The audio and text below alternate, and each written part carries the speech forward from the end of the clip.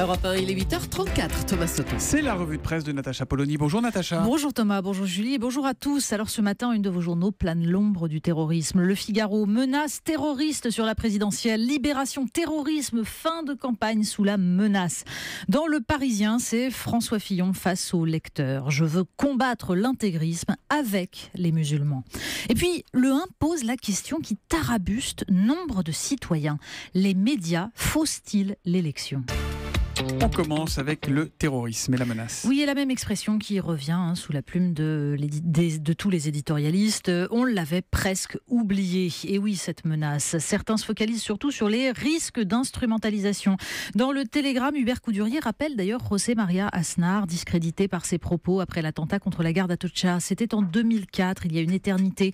3 jours avant les élections, le Premier ministre espagnol mentait à son peuple en affirmant que les Basques d'État étaient à l'origine de l'attentat, alors qu'il savait déjà que c'était une attaque islamiste et qu'on risquait de lui reprocher l'engagement de l'Espagne dans la guerre d'Irak, un modèle du genre. Aujourd'hui, nous sommes très loin de ça.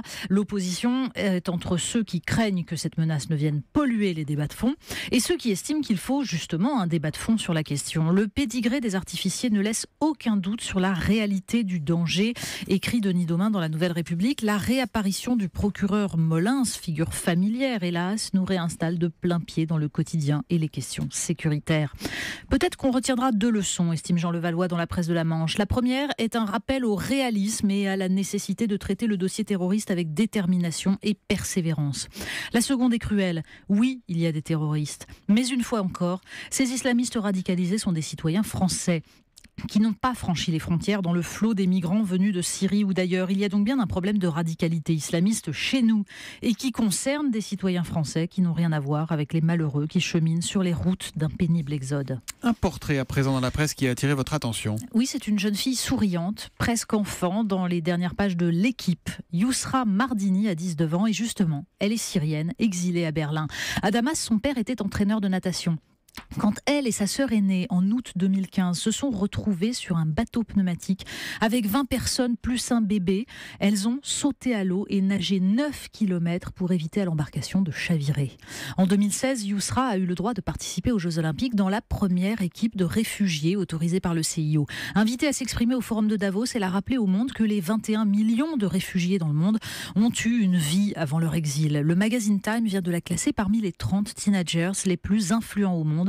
Et quant à elle, elle apprend l'allemand pour construire sa nouvelle vie. Alors, tourisme procréatif et néocolonialisme. Oui, c'est comme ça que la philosophe Sylviane Agacinski qualifie la GPA. Dans le Figaro, elle adresse une lettre ouverte à Emmanuel Macron qui a déclaré qu'il n'y était pas favorable parce que la société n'était pas prête et qui plaide pour une initiative internationale afin de s'attaquer au problème de la GPA très peu payée et subie. Est-ce à dire, écrit la philosophe, que supposée bien payée et consentie sur le modèle californien, cette pratique vous paraît légitime ? Comment ignorer, écrit-elle, la profondeur de l'aliénation des femmes qui s'engagent dans une convention de GPA et dont la vie privée est contrôlée dans le moindre détail pendant 9 mois. Nous ne pouvons pas admettre que le marché devienne le modèle indépassable des relations humaines et que plus rien ne lui échappe. Vous nous amenez en Mayenne à présent. Oui, c'est aussi dans le Figaro qu'on trouve une page sur Château-Gontier. Ravissante petite ville de Mayenne, son église romane et sa gynécologue qui vient de mettre en vente son cabinet médical sur le Bon Coin pour 1 € symbolique. Les patients en Mayenne n'arrivent pas à faire renouveler leur ordonnance pour les maladies cardiaques ou les diabètes. Le moindre rendez-vous d'ophtalmologie est un parcours du combattant de 8 mois. Et pourtant, Laval est à 1h10 de Paris en TGV, à 2 heures de route des plages de Vendée. Mais le département souffre d'un déficit d'image et les jeunes médecins ne croient plus qu'à l'hôpital public. Alors, 75 à 80% des médecins qui s'inscrivent désormais au Conseil de l'Ordre de la Mayenne sont étrangers. On termine avec Science et Vie. Oui, Science et Vie spéciale question-réponse qui se consacre cette fois-ci au lien entre sport et santé. Le sport peut-il remplacer un médicament ? Existe-t-il un gène du sport ? Je ne l'ai pas visiblement. Et d'autres questions plus anecdotiques. Peut-on maigrir en faisant du jardinage ? Vous savez que désherber à la main pendant 2 heures équivaut à 1 heure de jogging. Et puis en faisant le ménage, alors là pas vraiment, ça inciterait même à la sédentarité. Mais alors j'ai découvert cette donnée au détour d'un article. Bavarder debout consomme 5 à 15% d'énergie supplémentaire plutôt que d'être assis. Ah ouais. Conclusion, les interminables discussions à la machine à café à propos de cette campagne présidentielle délirante, c'est bon pour la ligne. Voilà donc pour la revue de presse, il y a Natacha Polony qui revient demain à 8h30. À demain Natacha. À demain.